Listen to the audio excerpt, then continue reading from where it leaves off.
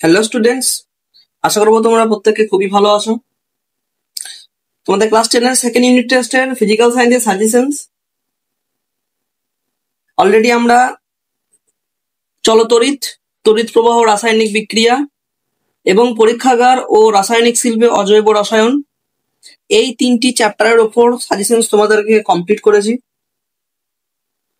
আজকে আমরা আরো একটি অধ্যায় তাপের ঘটনা সমূহ এই চ্যাপ্টারটির উপর সাজেশনস তোমাদেরকে প্রোভাইড করছি।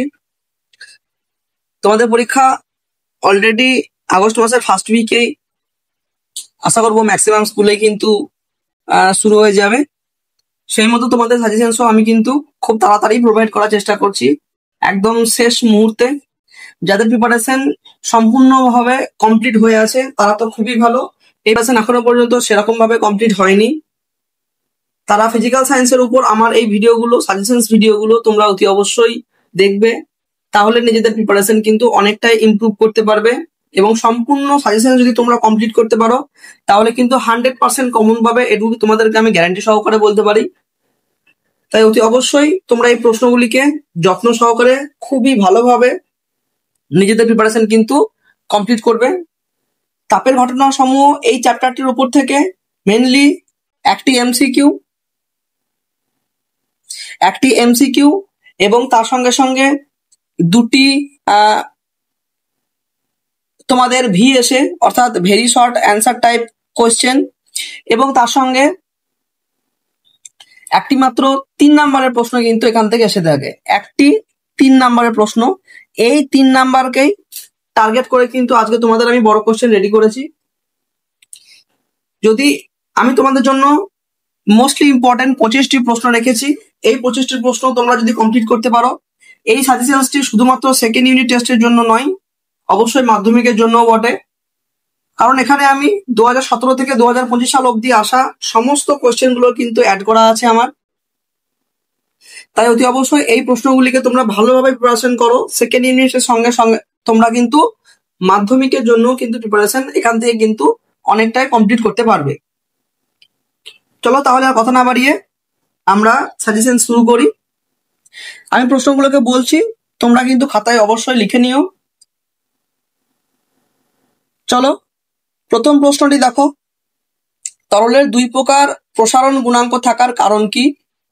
কঠিন পদার্থের মধ্য দিয়ে তাপের পরিবহন কোন বিষয়গুলির ওপর কিভাবে নির্ভর করে? মোস্টলি ইম্পর্টেন্ট কোশ্চেন, বারবার বলছি তোমরা এই প্রশ্নগুলিকে একদমই কিন্তু নেগলেক্ট করো না, এর মধ্যে থেকে 100% কিন্তু কমন পেয়ে যাবে। তরলের মতো গ্যাসের আপাত আয়তন প্রসারণ থাকে না কেন? তাপীয় রোধের রাশিমালা নির্ণয় করো, মাত্রিয় সংকেত এবং একক। গ্যাসের আয়তন প্রসারণ গুণাঙ্ক বলতে কি বোঝো? দ্বিধাতব পাত কি এর একটি ব্যবহার? তড়িৎ রোধ ও তাপীয় রোধের পার্থক্য। তরলের আপাত প্রসারণ গুণাঙ্ক ও প্রকৃত প্রসারণ গুণাঙ্ক বলতে কি বোঝো এবং এদের পার্থক্য? কঠিন ও তরলের প্রসারণের দুটি পার্থক্য। লোহার রৈখিক প্রসারণ গুণাঙ্ক 10 × 10⁻⁵ পার ডিগ্রি সেলসিয়াস বলতে কি বোঝো?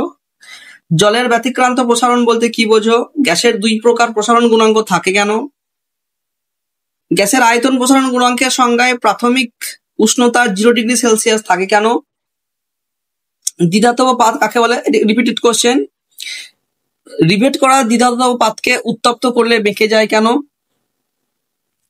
আয়তন প্রসার গুণাঙ্ক আয়তনের এককের উপর নির্ভর করে না, উষ্ণতার এককের উপর নির্ভর করে, প্রমাণ করো। তাপ পরিবাহিতা কি? এর একক। আদর্শ তাপ পরিবাহিতাঙ্কের মান। তাপীয় রোধের মান কোন কোন বিষয়ের উপর নির্ভর করে? তরলের আপাত প্রসারণ কোন কোন বিষয়ের উপর নির্ভর করে? তাপ পরিবহন ও তড়িৎ পরিবহনের দুটি সাদৃশ্য উল্লেখ করো।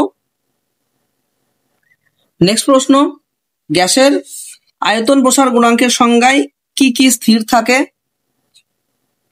নেক্সট, কঠিন তরল গ্যাসীয় পদার্থের তাপীয় প্রসারণের একটি উদাহরণ।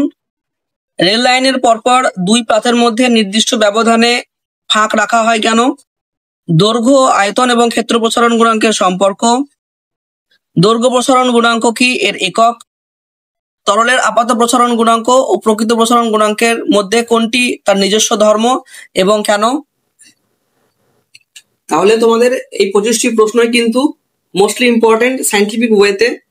তোমাদেরকে আমি যে প্রশ্নগুলো সব থেকে ইম্পর্টেন্ট সেগুলো কিন্তু প্রোভাইড করলাম। আশা করবো তোমাদের প্রত্যেকের প্রিপারেশন খুবই ভালো হবে। যারা এখনো পর্যন্ত আমাদের চ্যানেলটিকে সাবস্ক্রাইব করোনি তারা অতি অবশ্যই আমাদের চ্যানেলটিকে এই ধরনের গুরুত্বপূর্ণ ভিডিও পাওয়ার জন্য সাবস্ক্রাইব করে রেখো। তোমাদের সঙ্গে নেক্সট ভিডিওতে আবার একটি সাজেশনস ভিডিওর সঙ্গে দেখা হবে। প্রত্যেকে ভালো থাকবে, সুস্থ থাকবে।